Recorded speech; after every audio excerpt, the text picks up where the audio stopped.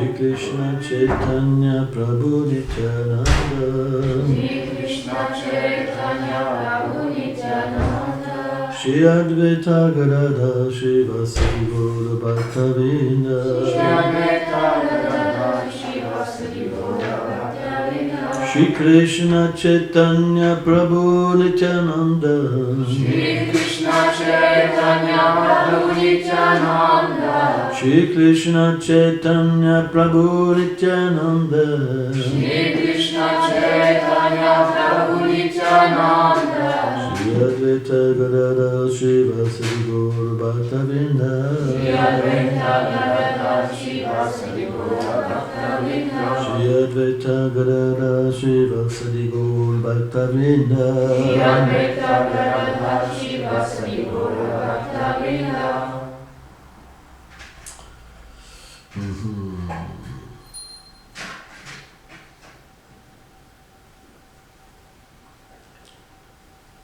Alors, c'est difficile parce que c'est assez long et Krishna Kaviraj Goswami il explique plein de points philosophiques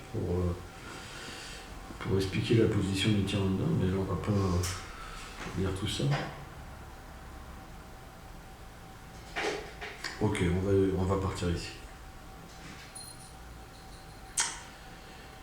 Se Vishnu Hayam Hanram Ham Samsiraham Sham Se Prabhu Nityananda Sarvahavatamsha. Ce Vishnu, parce qu'avant il a expliqué la position de Karanakashi Vishnu, donc le Mahavishnu dont émanent tous les univers. Après, dans chaque univers, il entre en tant que Garbhokashi Vishnu. De sa sudation de son corps s'emplit la moitié de l'univers, d'eau, qui est comme un œuf à l'intérieur, et qui a une couche fait de terre, d'eau, etc., 10 fois plus grosse que la précédente. Donc c'est un gros œuf, en fait, l'univers, et c'est beaucoup plus petit à l'intérieur. Et à l'intérieur, la moitié est remplie de la sudation en fait, du corps du Seigneur suprême, et dessus, en fait, l'Anantashesha, qui est le serpent divin, c'est dessus que Garbhokashi Vishnu se repose. Et ce Anantashesha, c'est une manifestation de Nityananda. Ce Seigneur qui apparaît aujourd'hui, c'est une des manifestations du Seigneur suprême. Et de Garbhokashi Vishnu pousse une fleur de lotus avec une tige. Donc tous les systèmes planétaires sont compris dans la tige. Et sur le lotus apparaît le premier être manifesté, Brahma. Et de Garbhokashi Vishnu se manifeste Kshirodakashi Vishnu, qui est l'âme suprême, en fait, qui a une planète dans l'univers matériel qui s'appelle Setadvip. Et ce Kshirodakashi Vishnu se manifeste comme l'âme suprême dans le cœur de chaque être. Il est le soutien de l'univers et il accompagne tous les êtres. Il est l'observateur neutre des actes des êtres vivants. Donc c'est pour ça qu'il dit ce Vishnu. Nitai, c'est l'origine de Karanakashi Vishnu, Garbhokashi Vishnu, Kshirodakashi Vishnu. Et aussi de tous les avatars qui viennent de Kshirodakashi Vishnu dans le monde matériel, qui ne sont pas le Seigneur originel, mais qui se manifestent comme Kurma, comme Matsya, l'avatar tortue, l'avatar poisson, par exemple, Amsha, par exemple, qui vient, l'avatar cygne.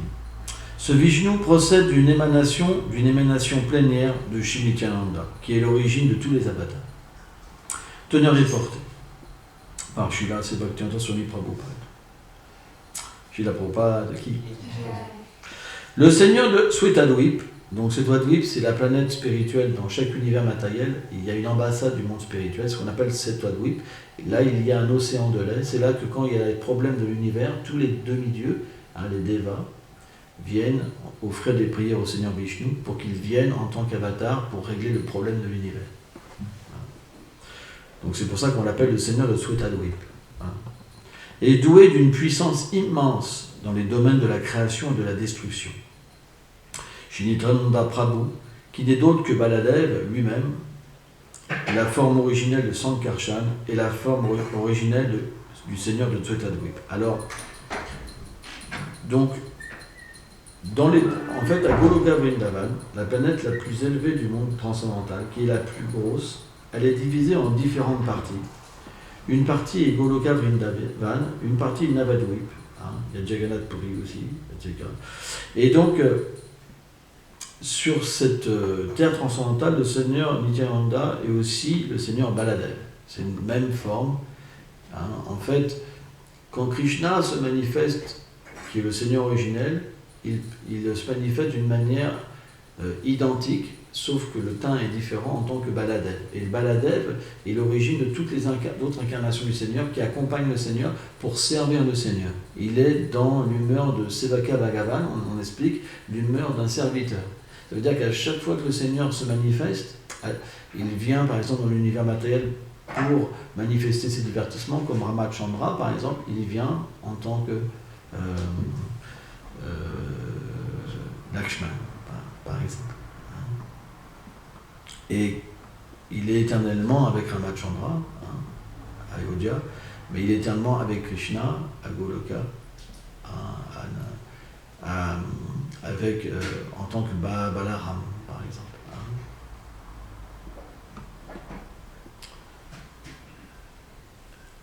Et de Balaram se manifeste Sankarshan, qui est une manifestation aussi de Balaram et Maha Sankarshan. Bhaktivinoda Thakur il dit que de Baladev se manifestent tous les serviteurs éternels du Seigneur à Goloka Vrindavan.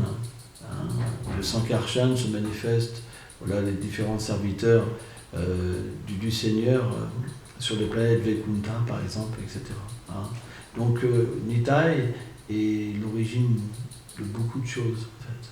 Il est le Seigneur qui se manifeste, qui manifeste sa création, qui manifeste toutes les ustensiles pour donner du plaisir au Seigneur originel qui est Krishna. C'est pour ça qu'on dit Krishna Bhagavan Swayam, c'est la forme originelle du Seigneur suprême. Par exemple, un jour un Allemand, il a voulu comprendre qui était le Seigneur originel. Mais c'est intéressant. Il s'est dit, Vishnu il crée, Brahma il crée, Vishnu il maintient, Shiva il détruit. Il voyait que tous ils avaient un job. Le seul qui jouait avec ses amis, qui n'avait aucune règle, c'était Krishna. Il dit lui c'est Dieu parce que c'est le seul qui prend plaisir. Et en fait, c'est une conclusion intéressante. Parce que les patrons, les vrais patrons, ceux qui simplement ils engagent des gens pour que les gens fassent fructifier leur fortune, ils ne font que jouer. Ils prennent plaisir pendant que les autres ils travaillent dur, par exemple. Et bien Krishna, lui, il fait que jouer. Et c'est très difficile de comprendre la nature du Seigneur originel. Parce que même les patrons chez nous, ils travaillent quand même. Mais lui, tout le monde est à son service. Tout le monde. On le dit, le Seigneur de l'amour, pourquoi? Parce que ce Seigneur, en fait, Krishna, il n'y a qu'une chose où il devient contrôlé, c'est l'amour. Si un dévot l'aime, il l'aime. Si un dévot est abandonné à lui, il s'abandonne à lui. Si un dévot chante ses gloires, il chante ses gloires. Donc la relation qu'on peut avoir avec le Seigneur, c'est quelque chose d'inconcevable, parce que ça n'a pas d'existence ailleurs. Par exemple, nous, quand on chante les gloires de quelqu'un, la personne, souvent, elle s'enorgueillit, elle se dit, c'est bien, continue. Je te récompenserai. Continue comme ça. Tu vas aller loin dans cette vie. Vous comprenez? Mais quand Krishna, on le glorifie, Krishna devient complètement soumis. En proportion qu'on est soumis à lui, en proportion il est soumis à nous. Donc, il n'y a pas cette compréhension, ça n'existe pas dans notre monde. Donc l'expérience de l'amour de Dieu, c'est une expérience qui ne peut pas s'expliquer aux âmes conditionnées. C'est quelque chose que les âmes ne peuvent pas comprendre. Parce que même l'amour dans ce monde, il est imparfait. Il dure que juste un tout petit moment, il n'est jamais pur. Il existe, pourquoi? Parce que quelqu'un donne du plaisir à un autre. C'est pour ça qu'on aime les êtres. La même personne, si elle vous donne plus de plaisir, l'amour s'arrête. Par exemple, Prabhupada a expliqué pourquoi on travaille. Parce qu'il y a de l'argent. Si le patron arrête de nous payer, on ne va plus aller travailler. Il n'y a qu'un sot qui va dire qu'il va continuer à travailler. Vous comprenez? De la même manière, en fait, L'amour est tellement bon dans le monde transcendantal que c'est le seul salaire qu'on désire. C'est toujours avoir plus de services et toujours devenir de plus en plus l'esclave. Parce que c'est bon, parce que c'est merveilleux. Alors que dans le monde matériel, c'est juste une source de souffrance. Les esclaves, c'est ce qu'il y a de pire. Ils veulent leur liberté. Mais dans le monde transcendantal, puisque c'est la réalité pervertie, l'esclavage est la source la plus merveilleuse, en fait. Parce que plus vous êtes abandonné, plus vous recevez. Parce que c'est un monde qui est parfait. Et ce monde est tout l'inverse. C'est pour ça que les gens, quand ils veulent leur liberté, en fait, c'est leur esclavage dans le monde matériel. Ils deviennent esclaves. Ils ne sont pas libres. Parce qu'ils ne reçoivent rien. Alors que quand on dépend du Seigneur suprême et qu'on a abandonné à lui, alors il y a une connexion. Et cette connexion, c'est l'amour. Et ce n'est pas l'amour de ce monde, la concupiscence, qui fait mal, qui détruit, qui rend dur, qui rend jaloux, qui peut nous amener à tuer. C'est un amour qui nous libère complètement, parce qu'il est sans limite, parce que le Seigneur est sans limite, parce qu'il nous permet de rentrer en contact avec quelqu'un qui a des qualités illimitées et une possibilité de nous aimer. Et ce qu'il y a vraiment d'intéressant, c'est parce que Krishna est illimité et qu'on est quelque part limité aussi parce qu'on est l'âme. Bien que cette relation, on la comprend d'une manière illimitée, mais le Seigneur est beaucoup plus grand que ça. Ça veut dire qu'il peut combler chaque particule de nos désirs, avant même qu'on le désire. Donc c'est juste un artifice. C'est juste, comment dire, comme un artifice d'amour. C'est comme l'explosion, c'est comme des volcans, parce que quoi qu'on veuille, il n'y a pas de frustration. Il y a à chaque pas, Ananda Buddhi Vardhana. À chaque pas, l'océan s'agrandit. C'est ça que Nitai est venu venir. En fait, il y a ce qu'on appelle un barrage. Il y a des barrages. Il y a des obstacles pour recevoir cet amour. Il y a des obstacles.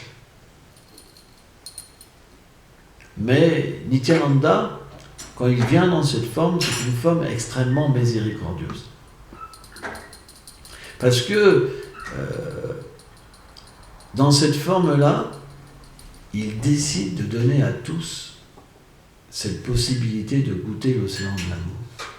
Et c'est expliqué qu'il le casse. Il casse la barrière. Alors on pourrait se dire, pourquoi alors on ne peut pas goûter cet amour? C'est simplement parce qu'on ne désire pas. Parce qu'on est compliqué. Parce qu'on veut être Dieu. On veut être le contrôleur. On ne veut pas être ce qu'on est éternellement. Dès qu'on devient sincère et qu'on chante le nom de Nitai, Nitai, Nitai, la miséricorde vient. En fait, quand Chaitanya Mahaprabhu a annoncé qu'il allait venir dans le monde matériel, Nitai, en fait, Balaram, il voulait venir. Et Krishna lui dit, non, tu viens pas avec moi cette fois-là. À chaque fois que tu viens, il n'y a que des problèmes. C'est vrai, avec Lakshman, il y a eu pas mal de problèmes. Au point que c'est expliqué. Bon, bref, je peux partir dans la manière. Mais il y a eu pas mal de problèmes. Et là, Baladev, il a promis qu'il serait complètement soumis, etc. Donc il a dit, ok, tu peux venir. C'est impossible que Baladev t'accompagne par le Seigneur suprême. Ça, c'est des divertissements. Et donc, Nitai, quand il est venu avec une nature très simple. Il est apparu à Ekat Chakra. Ekat Chakra, c'est un lieu extraordinaire. On dit Navadvip Chandra pour Chaitanya Mahaprabhu, mais on peut dire Ekat Chakra Chandra, la lune des 4 chakras. Et 4 chakras, c'est un lieu tellement merveilleux. C'est une miséricorde qui est sans pareil. Sans pareil. Il faut que tout le monde aille les 4 chakras. Ah ouais, c'est tellement merveilleux les 4 chakras. Et donc, il est apparu de son père et de sa mère, Adai Pandit et Padmavati. Et Adai Pandit et Padmavati, Nitai, c'était l'âme de Adai Pandit. C'est expliqué qu'ils avaient peur que Nitai parte. En fait, quand Nitai est apparu avec quatre chakras, toute la pauvreté est partie. Tout le monde est devenu empli de félicité. Et il était tellement beau que tout le monde était amoureux de Nitai. Et le Seigneur, il est apparu avec ses associés, avec les pâtres éternels. Et jour et nuit, il jouait les divertissements en fait de ces incarnations. Il ne dormait pas, il faisait que jouer. Même quand les gens dormaient, il se remémorait en fait avec tous ses amis les divertissements de Ramachandra, les divertissements de Krishna. Hein. Et donc, Adai Pandit aussi, il prenait Nitai pour aller au champ, des choses comme ça. Et c'est expliqué que Adai Pandit, il quittait jamais du regard Nitai. Jamais. Jamais. Partout où il allait, il observait si Nitai était là. Parce qu'ils avaient peur tout le temps que Nitai parte. C'était leur vie et leur âme. Au point que c'est comme si que le Nitai se fondait dans Adai Pandit, tellement leur relation était fusionnelle, à ce point-là. Et bien sûr, Nitai, il fallait qu'il fasse ses divertissements. Et un jour, il y a un sannyasi qui est venu, en fait, à la maison d'Adai Pandit. Et naturellement, le principe védique, c'est quand un renoncement, surtout si c'était un pur dévot, quoi. C'est pas, il vient dans les divertissements du Seigneur pour une mission particulière, c'est pas n'importe qui, c'est un associé du Seigneur. Et quand il est arrivé donc à la maison d'Adai Pandit et Padmavati, naturellement Adai Pandit l'a servi. Toute la nuit, ils ont parlé de Krishna. Ils n'ont pas dormi. Toute la nuit, ils étaient absorbés dans les lilas de Krishna. Et au petit matin, le sannyasi il dit à Adai Pandit, j'ai une demande à te faire. Et là, Adai Pandit, il dit, bien sûr, en fait, tu peux demander tout ce que tu veux, ma maison, ma fortune. Bon, j'ai pas grand-chose, mais tout ce que j'ai, je te l'offre. Il dit, voilà, j'ai besoin d'une personne pour visiter les lieux saints, je voudrais que ton fils vienne avec moi. Ah, waouh, le dingue. Et là, Adai Pandit, il a senti que sa vie le quittait. Il lui demandait sa vie même, en fait. C'est comme Dasharat, en fait, quand son gourou, en fait, lui a demandé qu'il vienne avec lui. Et là, il ne savait pas quoi faire. Et là, il s'est dit, mince. Et il s'est rappelé de Dasharat, parce que, en fait, hein, c'est naturellement, Dasharat avait vécu la même expérience avec son fils Ramachandra. Et là, il s'est dit, mais comment je peux faire? Même Dasharat, il a donné son fils. Donc il a été voir sa femme. Donc il n'a pas répondu tout de suite. Il n'a pas répondu tout de suite.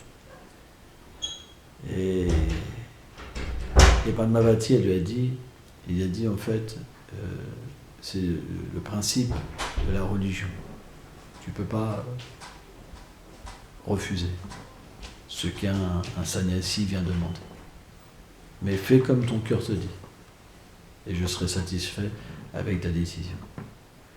Et donc, Adai Pandit, il est venu la tête baissée, il a donné en fait son fils au sannyasi.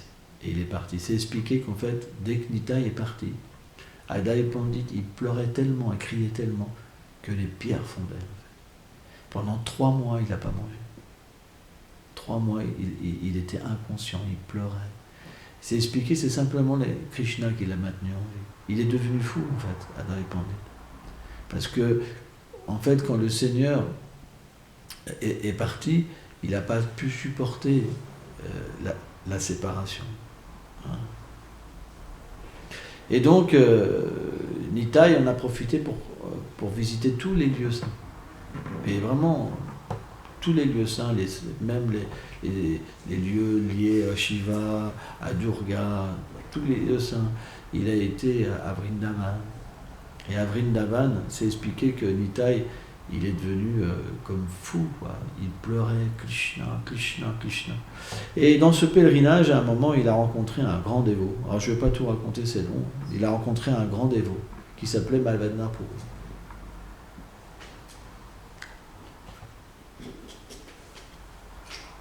Et Madhavendra Puri, c'était la racine de l'arbre dévotionnel du mouvement de Chaitanya Mahaprabhu.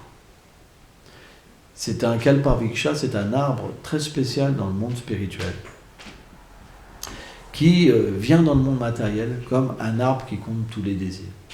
Et Madhavendra Puri, il avait reçu une telle miséricorde que Shrimati Radharani elle-même lui avait chanté un mantra dans son oreille qui exprimait ses sentiments de séparation envers Krishna. Et Madhavendra Puri était si avancé dans la vie spirituelle qu'il ne pouvait même plus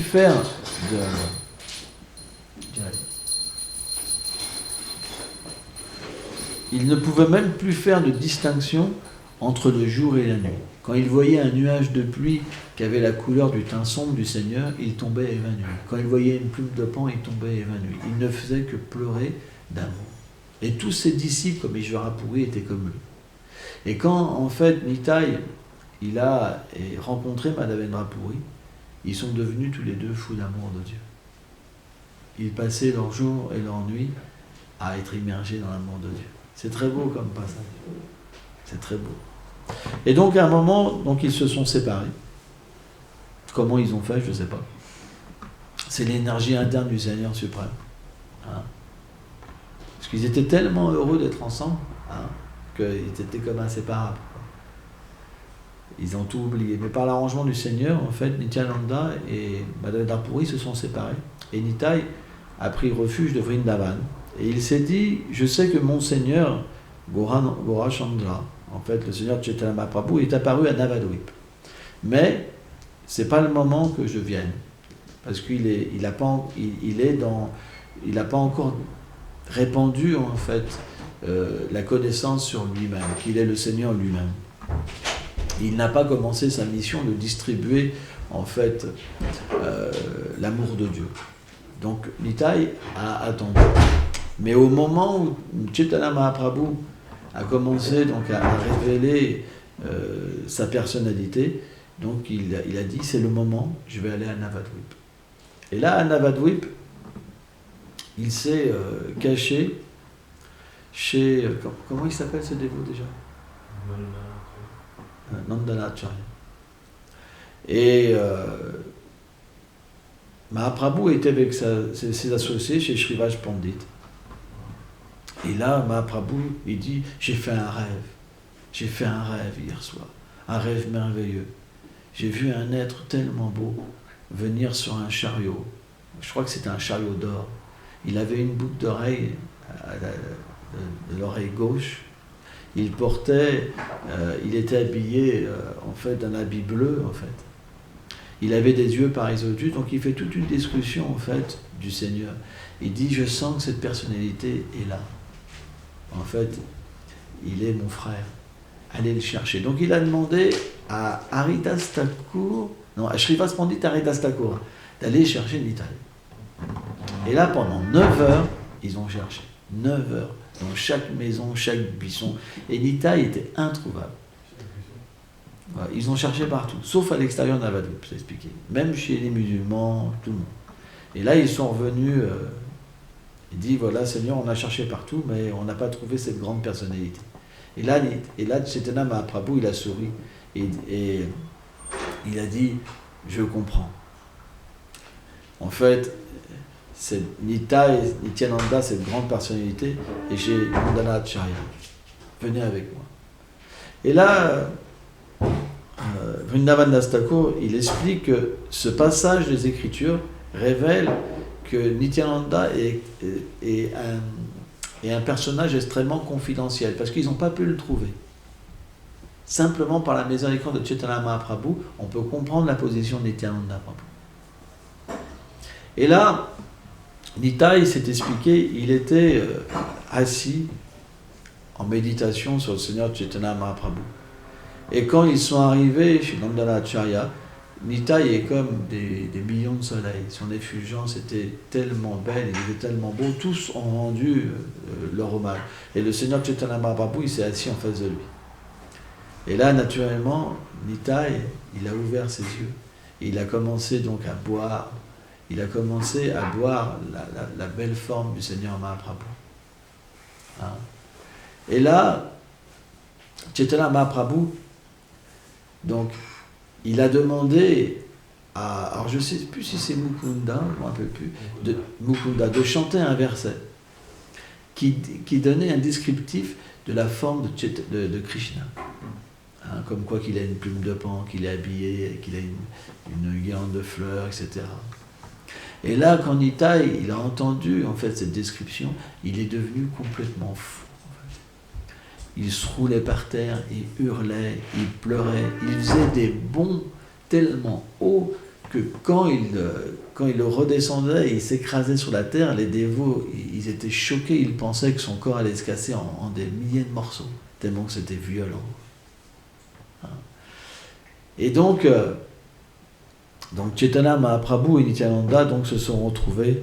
C'est expliqué qu'ils dansaient ensemble, ils pleuraient ensemble, hein, ils jouaient à vouloir se toucher les pieds, s'attraper les pieds. Bon. Donc, ça c'est la rencontre de Chaitanya et Nityananda.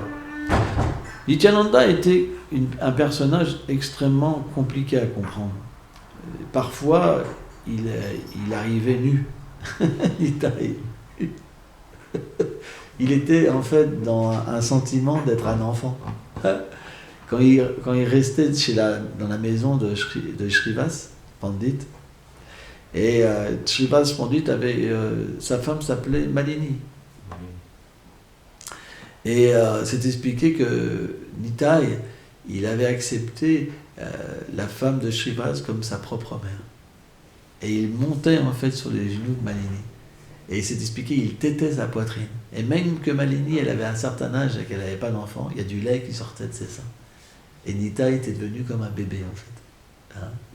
Les divertissements du Seigneur, c'est très difficile à comprendre. Hein? Donc,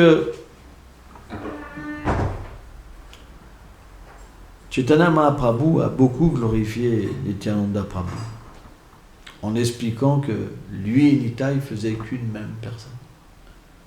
Ils sont qu'une même vérité. Et il a expliqué que sans avoir la miséricorde de Nityananda, on ne peut pas avoir sa miséricorde. Que celui qui rejette Nityananda ne peut pas avoir sa miséricorde. Donc Nityananda, et on l'explique, c'est Guru Tattva. C'est le principe du maître spirituel éternel, parce que c'est Dieu le maître spirituel éternel. Quand on adore, par exemple, notre Guru Parampara, la filiation spirituelle, finalement, on adore Krishna sous la forme du Guru, parce qu'il est le Guru originel. Et c'est dans cette forme de Nityananda qu'il est le Guru originel. C'est pourquoi, en fait, le culte de Nityananda Prabhu est inséparable du culte rendu à la Guru Parampara. Et d'ailleurs, il est inclus, bien sûr, dans la Guru Parampara. Donc, un jour, Chaitanya Mahaprabhu, il a donné un ordre. Il a dit, tous ceux que vous rencontrez, parlez-leur de Krishna. Dites-leur de chanter Krishna. Dites-leur d'apprendre sur Krishna. Et il a dit à Nityananda et à Haridas Thakur, allez partout. Hein, et ramenez-moi le score quand vous rentrez. Et ça, c'est typiquement la mentalité de Prabhupada. Srila Prabhupada est exactement comme ça. Si vous regardez Prabhupada, parce qu'il est Nityananda Avesh, il est, une mise en puissance de Nityananda. Qu'est-ce qu'a fait Prabhupada? Il a fait la même chose. Ça veut dire qu'il allait partout, en fait, dire aux gens d'adorer Krishna, de chanter Hare Krishna et d'apprendre sur Krishna. Krishna est ma vie, Krishna est mon âme, il est mon père, il est ma mère. C'est l'humeur de Prabhupada. C'est vraiment l'humeur de Nityananda. On voit partout Prabhupada, son humeur c'était la miséricorde, c'était de donner. On n'a jamais vu un dévot comme ça. On n'a jamais vu ça. Et d'ailleurs, tous ceux qui étaient au contact de Prabhupada, ils étaient électrifiés par ça. Ils faisaient la même chose. En fait, dès qu'on étudie les livres de Prabhupada, on devient électrifié par le fait de donner aux autres. C'est très particulier, les livres de Prabhupada. Si vous touchez les livres de Prabhupada, vous devenez miséricordieux, vous ne savez même pas pourquoi. Vous avez envie de donner à tout le monde. C'est un personnage très particulier, parce qu'il était mis en pouvoir par Nityananda Prabhu. Et donc, Nitai et Haridas Thakur, c'était Nitai et Haridas Thakur, ils allaient partout quémander aux gens, en fait. Le Seigneur lui-même, parce qu'il a promis qu'il viendrait dans une humeur humble, il est venu, c'est expliqué, quémander aux âmes conditionnées qui baignent dans l'ignorance, d'accepter la miséricorde de Chaitanya Mahaprabhu. En fait, Nitai, au lieu de dire Krishna, il disait Gauranga. Acceptez Gauranga comme votre âme. C'est expliqué que quand on accepte Chaitanya Mahaprabhu ou Gauranga Mahaprabhu comme son âme, on achète Nitai. Et quand on accepte Nitai comme son âme, on achète Gauranga. C'est inséparable. C'est un principe inséparable. Mais ils étaient tellement intoxiqués par l'amour. Ils étaient comme des ivrognes. C'est Nitai, il s'expliquait, c'était comme un ivrogne. Il était complètement intoxiqué, comme une personne qui était ivre, tellement que c'était un océan d'amour, en fait, que Nitai transportait. Et les gens, certains qui n'étaient pas pieux, en fait, ils critiquaient même leur façon de faire. En fait, si le Seigneur lui-même vient pour nous délivrer, si on a fait trop d'activités impies, on ne peut pas apprécier. Si on entend les activités du Seigneur, si on a fait des activités qui étaient impies dans nos vies passées, on ne peut pas apprécier. On est dépourvu de miséricorde. On pourra accepter un aspect complètement impersonnel. Mais dès que l'aspect personnel du Seigneur vient dans notre vie, on ne pourra pas, si on a des activités impies trop dans notre coffre-fort. Il faut beaucoup d'activités pieuses pour pouvoir aimer, apprécier les activités du Seigneur, les comprendre. Jamma Kamal, c'est expliqué que celui qui comprend les activités du Seigneur, son apparition, etc., il devient libéré, il retourne au Seigneur suprême. C'est extrêmement confidentiel. Et donc beaucoup de gens critiquaient, ils prenaient même Nityananda pour un voleur. Vous vous rendez compte? Ils pensaient qu'il venait de maison en maison pour voir ce qu'il y avait dans la maison. Mais vous voyez, c'est grave quand même. C'est grave. À ce point, il y en a même qui voulaient que les musulmans les châtient.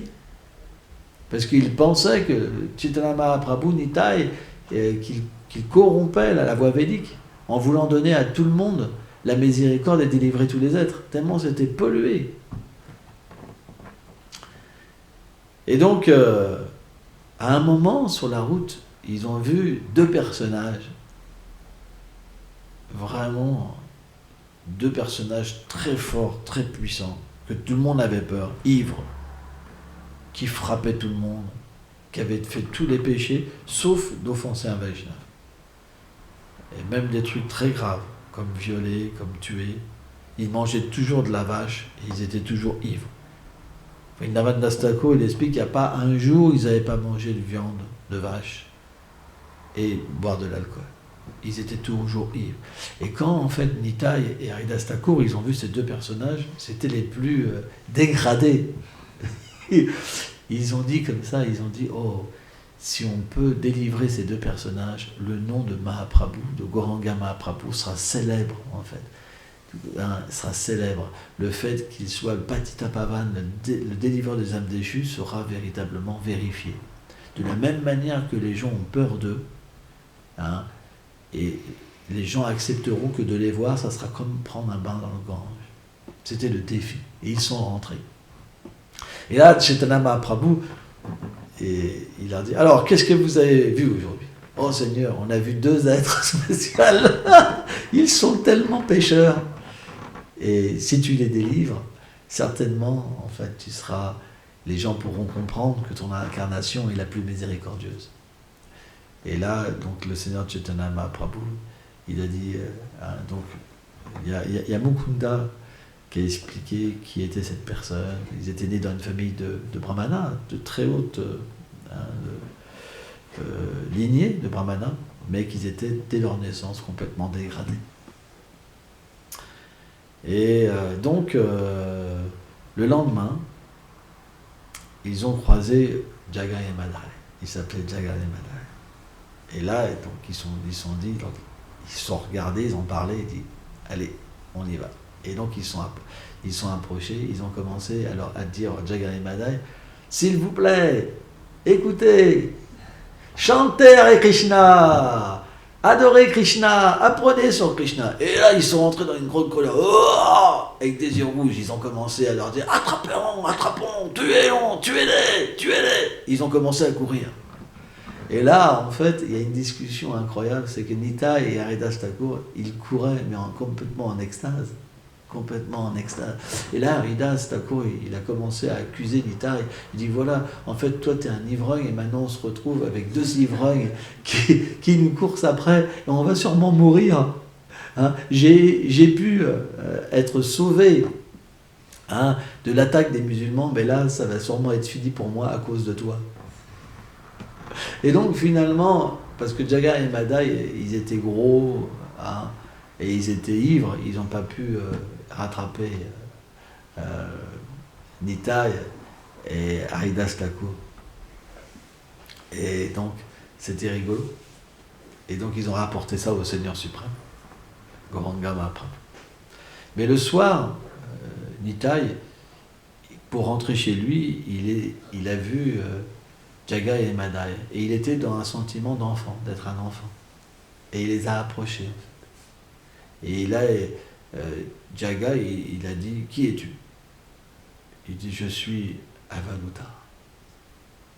Et là, Madai, il est devenu très en colère contre Nitai. Il a pris un pichet de vin, il lui a cassé sur la tête. Et quand le pichet, en fait, s'est cassé, il a coupé un peu la tête de Nityananda. Et du sang a commencé à couler.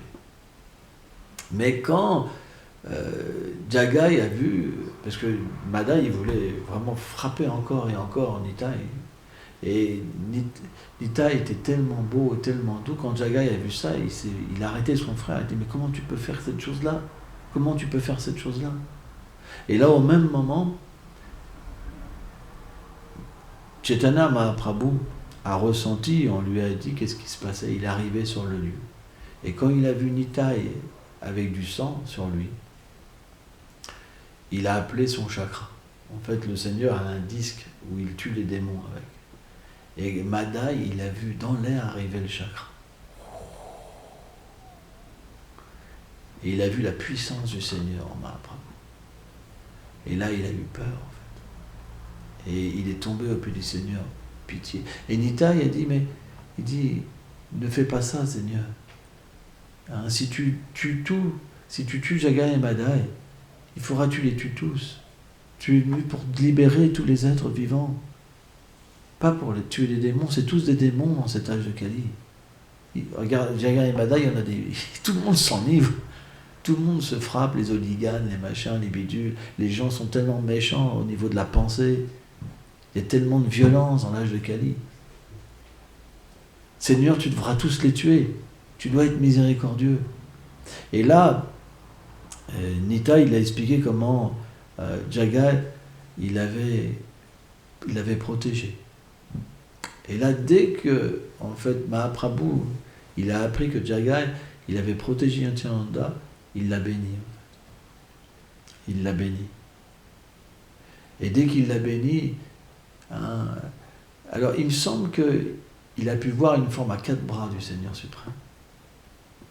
Et dès que, en fait, Jagai, il a pu voir la puissance, la miséricorde du Seigneur, il est tombé, en fait, d'amour de Dieu en syncope, quoi. Et le Seigneur lui a mis ses pieds pareils au lotus sur sa poitrine. Et il a pris les pieds pareils au lotus. Donc il a été complètement délivré. Mais il est expliqué comme Jagai et Madai ne formaient qu'un même corps. Dès que Jagai a eu la miséricorde, Madai l'a reçu aussi, à un certain niveau. Et il a changé complètement son état d'esprit. Et là, il a demandé au Seigneur de lui donner aussi la miséricorde, parce qu'en fait, Jagai, il a dit, mais mon frère, elle a fait la même chose que moi, pourquoi moi j'ai la miséricorde et pourquoi pas lui? Tu dois délivrer les deux. Mais Chaitanya Mahaprabhu, il a dit non, Parce que lui, il a offensé Nityananda. Et là, en fait, il a expliqué que seulement si Madai demandait pardon à Nitai et que Nitai le bénissait, alors il serait pardonné. Et à ce moment-là, en fait, Madai a pris refuge de Nityananda et Nitai lui a pardonné et en plus lui a donné l'amour de Dieu. Et c'est expliqué qu'à ce moment-là, Jagai et Madai sont devenus des grands dévots, des grands associés du Seigneur, au point qu'ils ont participé même à Srivasangan dans les moments privés, en fait. Hein, parce que là, le mouvement de Sankirtan, le Seigneur n'avait pas encore révélé au public, en fait, ses gloires. Et Jagai et Madai, on peut, en fait, assister à ces gloires. Donc c'était des dévots très, très, très avancés, au point qu'ils sont venus extrêmement humbles. Quand ils ont reçu cette miséricorde, après, ils se considéraient comme les âmes les plus déchues. Ils pleuraient, ils demandaient à tout le monde leur bénédiction. Ils sont venus des exemples énormes. C'est pourquoi tout le monde peut être sauvé. Tout le monde. Si Jagai et Madai ont pu être sauvés, tout le monde peut être sauvé. Et pourquoi Jagai et Madai sont apparus? Parce que c'est Jai et Vijay, en fait, les portiers de Vaikuntha. Ce pas des êtres ordinaires qui avaient été maudits par les 4 Kumaras. C'était leur dernière apparition, quoi. Hein. Pourquoi? C'est parce que, en fait, le Seigneur fait apparaître parfois ses dévots dans des corps de démons, en fait, pour faire voir que sa miséricorde, elle est merveilleuse. Elle peut délivrer tout le monde. Parce que c'est pas que tout le monde peut voir le Seigneur face à face. Hein? C'est simplement des êtres extraordinaires, c'est des demi-dieux qui viennent s'incarner, etc., pendant que le Seigneur est là. Même ceux qui critiquent le Seigneur, c'est pas des êtres ordinaires. C'est un jeu, en fait. Hein? Donc aujourd'hui, c'est un jour très spécial, le jour de l'apparition du Nityananda Prabhu.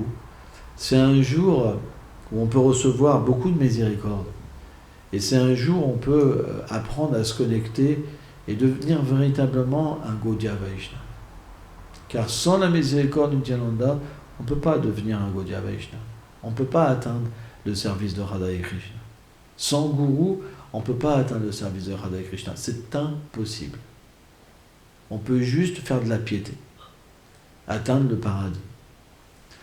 Le principe du gourou, c'est que, à travers lui, on obtient la connaissance de notre position éternelle dans le monde transcendantal et on devient introduit dans notre service et on peut obtenir l'amour de Dieu. C'est impossible autrement. Sans avoir la miséricorde d'un gourou, on ne peut pas faire d'avancement spirituel. Ce n'est pas possible.